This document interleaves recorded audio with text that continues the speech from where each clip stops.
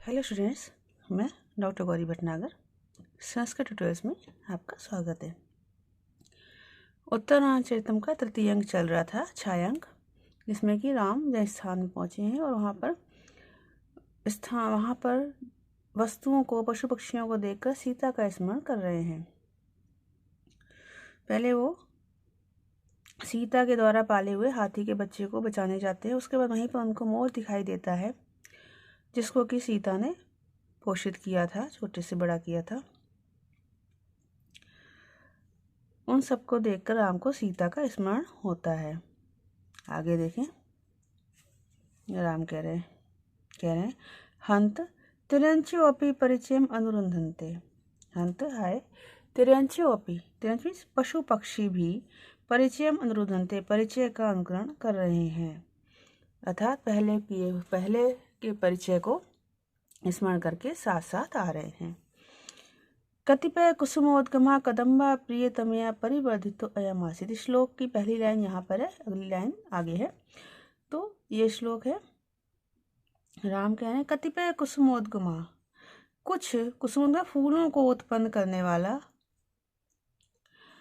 अयम कदम्बा, यह कदम्ब का पेड़, प्रियतमया, प्रिया के द्वारा, प्रिया सीता के द्वारा, परिवर्धितो आसीत्, परिवर्धित किया गया था, मीन्स बढ़ाया गया था, अर्थात इसको सीता ने परिवर्धित किया था, पोषित किया था।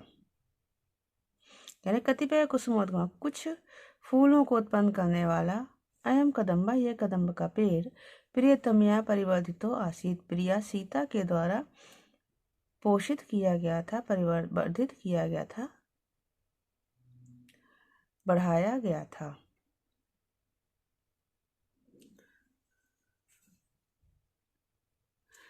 सीता कह रही है शास्त्र में रोते हुए, शिष्टु प्रत्यभिज्ञातम आर्यपुत्र, आर्यपुत्र ने बिल्कुल ठीक पहचाना है। अब आगे कह रही है सीता, वो पहली लाइन जो श्लोक की थी वो राम ने कहा है, दूसरी लाइन जो है वो बीच में सीता कहने लग गई है कि हाँ बिल्कुल ठीक है, फिर दूसरी लाइन फिर राम उसी को स्मरण करके आगे कहते हैं, स्मरति गिरि मयूर एष देव्या स्वजन इव अत्र यतः प्रमोदमेति। एष गिरि मयूर, यह पर्वत का मोर, देव्या, देवी सीता का, स्मरति, स्मरण करा रहा है, यतः, क्योंकि, अत्र, इस पर, अर्थात इस वृक्ष पर, स्वजन इव, बंधुजन के समान, प्रमोदमेति, प्रसन्नता को प्राप्त कर रहा है। कह रहे एष गिरि में पर्वत का मोर, देव्य स्मृति, देवी सीता का स्मरण करा रहा है, क्योंकि, यथा, क्योंकि, अत्र, यहाँ पर, अर्थात इस कदम के पेड़ पर, स्वजनी प्रमोदमेति, अपनी बंधुजन के समान प्रसन्नता को प्राप्त कर रहा है। क्या मतलब हुआ, जो कदम्ब का वृक्ष है उसको भी सीता ने वर्धित किया है, और जो मोर उस कदम्ब के वृक्ष पर बैठा खुश हो रहा है, उस मोर को भी सीता ने ही पाला है। तो राम उन दोनों को देखकर कह रहे हैं कि ये मोर जो कदम्ब के वृक्ष पर बैठा हुआ है, यह दोनों ही सीता के द्वारा परिवर्धित किए गए हैं, इसलिए इनका, मोर का, इस कदम्ब के पेड़ के संग बंधुजन के समान प्रेम है, बंधुजन के समान इसका प्रेम भाव है, इसीलिए ये उस कदम्ब के वृक्ष पर बैठा है।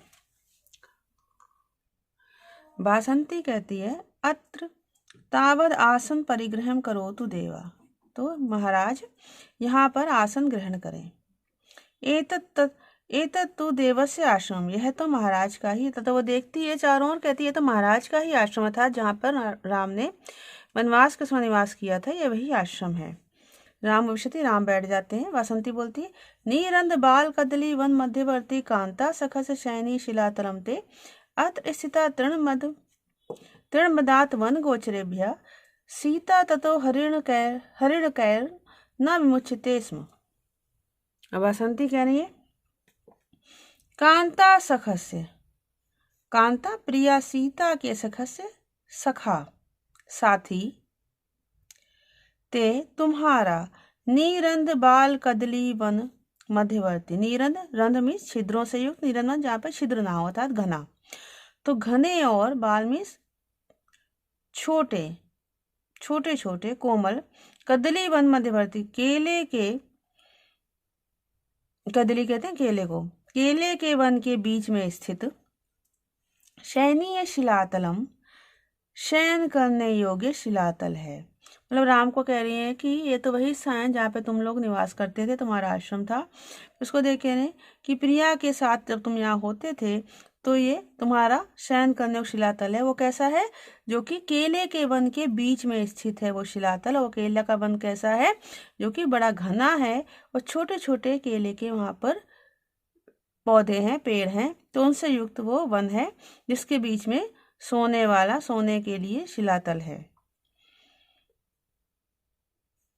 अत्र स्थिता, यहाँ बैठकर, सीता वन गोचरेभ्य, वन में विचरण करने वाले पशु पक्षियों को, वन में विचरण करने वाले पशुओं को तृणम अदात, घास खिलाती थी। तथा हरिण के ना विमुचते स्म, तथा जिससे कि हिरण उनको नहीं छोड़ते थे। मतलब सीता माँ बैठकर हिरणों को घास खिलाया करती, जिस कारण से हिरण के आगे पीछे रहते थे, उनको नहीं छोड़ते थे। बड़ा स्वाभाविक वर्णन किया हुआ है, स्वभावोक्ति अलंकार है यहाँ पर। फिर से देखेंगे। कांता सखस्य, प्रिया के साथी, प्रिया के सहचर, प्रिया सीता के साथी, ते तुम्हारा नीरंद बाल कदली वन मध्यवर्ती, नीरंद घने और छोटे कोमल, कदली वन मध्यवर्ती केलों के वन के बीच में स्थित शयनीय शिलातलम, सोने योग्य शिलातल है। अत्रिस्थिता, जहां पर बैठकर, यहाँ पर बैठकर सीता वन गोचरभ्य, वन में घूमने वाले, विचरण करने वाले अर्थात हिरणों को तृणम अदात, घास खिलाती थी, देती थी।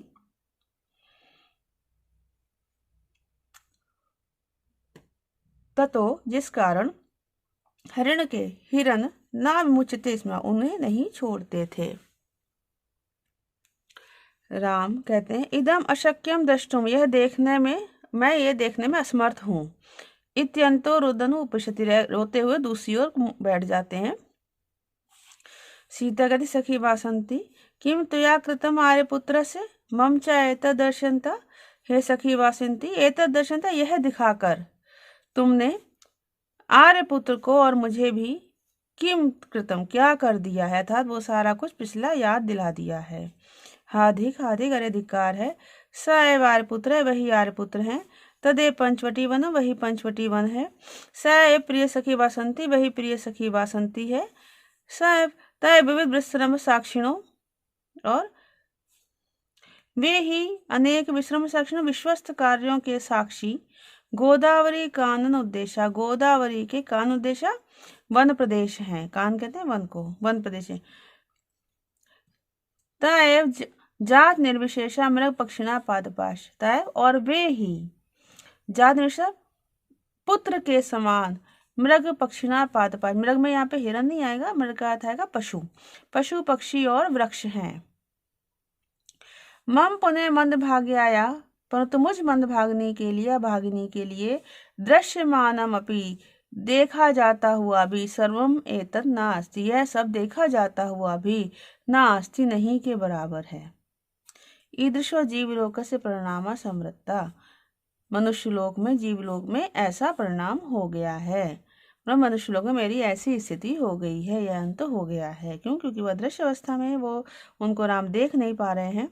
तो कहते हैं सखी वासंती तुमने मेरे यह सब कुछ दिखा के तुमने मुझे और आर्यपुत्र को क्या कर दिया था, मुझे वो हमें दोनों को वह सारा कुछ पिछला याद दिला दिया है। तो ये कहते हैं वही आर्यपुत्र है, वही पंचवटी वन है, वही प्रिय सखी वासंती है, वही अनेक विश्वस्त कार्यों के साक्षी गोदावरी के वन प्रदेश हैं, वही पुत्र के समान पशु पक्षी और वृक्ष हैं।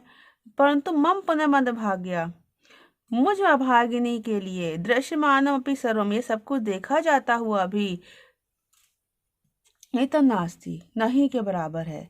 ईदृशो जीवलोक से परिणाम समृद्धता, मनुष्य लोक में इस प्रकार का परिणाम हो गया है, इस प्रकार का मेरा अंत हो गया है। वासंती कहती तो सखी सीते, सखी सीता कथम न पश्यसि राम भद्रस्य अवस्था, हे सखी सीता क्या तुम राम की अवस्था नहीं देख रही हो। नव कुवले स्निग्ध है, अंगे ददन नयनो समम, सततम अपि न स्वेच्छा दर्शो नव नव नवो एव सः, विकल कर्णा पांडु छाया शुचा परिदुर्बला, कथमपि सा इति उन्नेत व्यस्त तथापि दृशो प्रिया।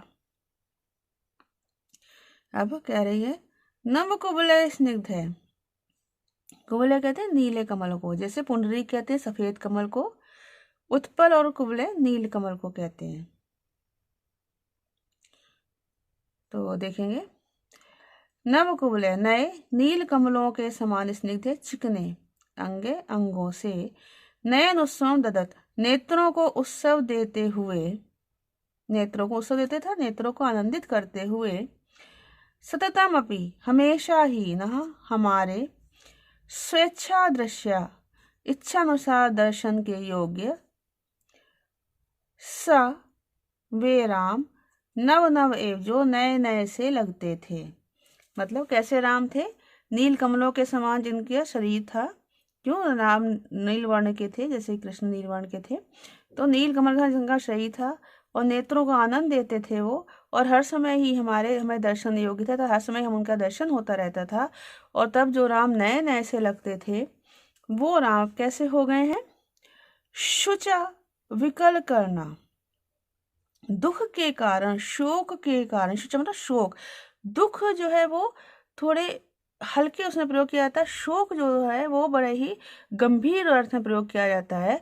तो शुचा शोक के कारण, विकल करना व्याकुल इंद्रियों वाले, पांडु छाया पीली कांति वाले, परे दुर्बला अत्यधिक दुर्बल अत्यधिक कमजोर, सा इति ये वही है, अर्थात ये वही राम है, यह कथमपि उन्नेतव्या बड़ी कठिनाई से, किसी प्रकार अर्थात बड़ी कठिनाई से, उन्नेतव्या अनुमित किया जा रहा है, अनुमान लगाया जा रहा है, तथापि दृशो प्रिया फिर भी नेत्रों को प्रिया प्रिय लग रहे हैं।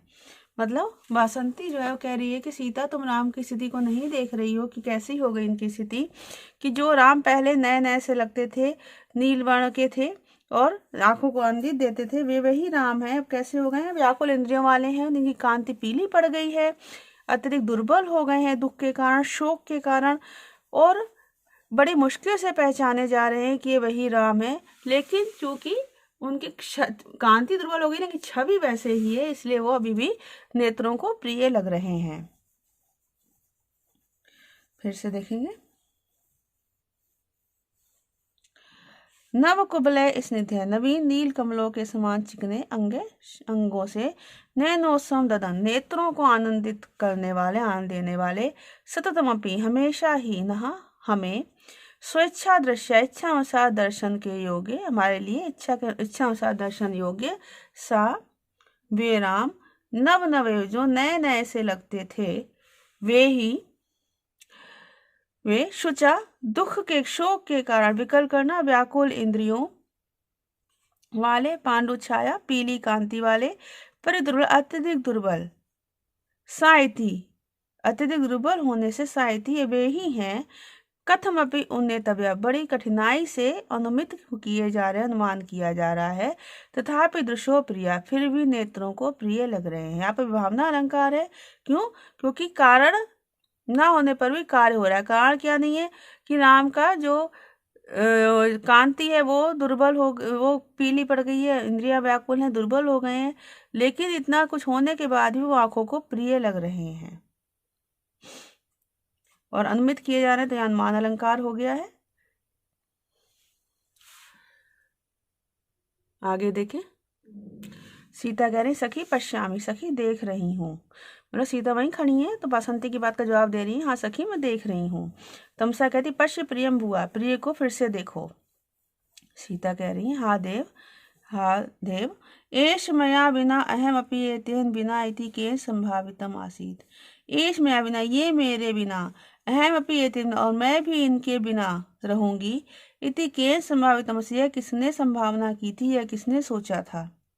तद मुहूर्त मात्रम, इसलिए मुहूर्त मात्र, क्षण मात्र, जन्मांतरादपि दूसरे जन्म में भी, दुर्लभ लब्ध दर्शनम कठिनता से पाए जाने योग्य दर्शन वाले राम को, वाष्पशैल अंतरेशु तबस्सल आर्यपुत्रम, दुर्लभ दर्शन वाले, कठिनता से पाए दर्शन वाले, वत्सलम आर्यपुत्रम स्नेहपूर्ण आर्यपुत्र राम को, आर्यपुत्र को, वाष्पशैल अंतरेशु पश्यामी आंसुओं के, अश्रु जल के अंतरेशु निकलने के अंतराल में पश्यामी देखती हूँ। लोग कहते हैं कि क्षण भर में मूर्त माँ दूसरे समय में जिनका दर्शन मेरे लिए दुर्लभ है, तो ऐसे राम को मैं अच्छी प्रकार से यहाँ रुक कर देख लेती हूँ। और आंसू बह रहे हैं तो आंसू के निकलने के अंतराल के समय में मैं उनको देख लेती हूँ, दर्शन कर लेती हूँ। इति पश्यन्ति सीता, ऐसा कहकर खड़ी देखती हुई खड़ी हो जाती है। तमसा जो है परिश्वज आलिंगन करके रोते हुए कहती है आंसुओं के साथ, विलुलितम अतिपूरे वाष्पम आनंद शोक प्रभवम अवसृजंती पक्ष्मलोतान दीर्घा स्तनपयति हृदय शम स्नेह निश्चंदिनी ते धवल मधुर मुग्धा दुग्ध कुल्येव दृष्टि। स्नपयति कह रहे अति पूरे, यहां से लेंगे अति पूरे अत्यधिक प्रवाह से विलुलितम फैले हुए, अत्यधिक प्रवाह के द्वारा प्रवाहों से फैले हुए आनंद शोक प्रभवम वाष्पम अवसृजन्ति, आनंद और आंसुओं, आनंद और दुख के शोक से उत्पन्न प्रभवम उत्पन्न वाष्पम अवसृजन्ति, आंसुओं को बहाती हुई, छोड़ती अर्थात बहाती हुई पक्ष्मलोतान दीर्घा, पक्ष्मल कहते हैं आंखों की जो पलकों के बाल होते हैं उनको पक्ष्मल कहते हैं। तो पलकों के बालों से युक्त उत्तान दीर्घा, उत्तान मीन्स फैली हुई, विस्तारित, दीर्घा दीर्घ विस्तारित और दीर्घ, धवल मधुर मुग्धा श्वेत प्रिय और सुंदर, दुग्ध कुल्या एवं दूध की नदी नहर, कुल्या मीन्स नहर, जिसको छोटी नदी होती है नहर भी कह सकते हैं, तो दूध की नहर के समान ते दृष्टि, तुम्हारी ये दृष्टि, स्नेह निश्चंदिनी, स्नेह की निश्चंदिनी वर्षा करती हुई, हृदयशम हृदयेश्वर राम को स्नपयति स्नान करा रही है।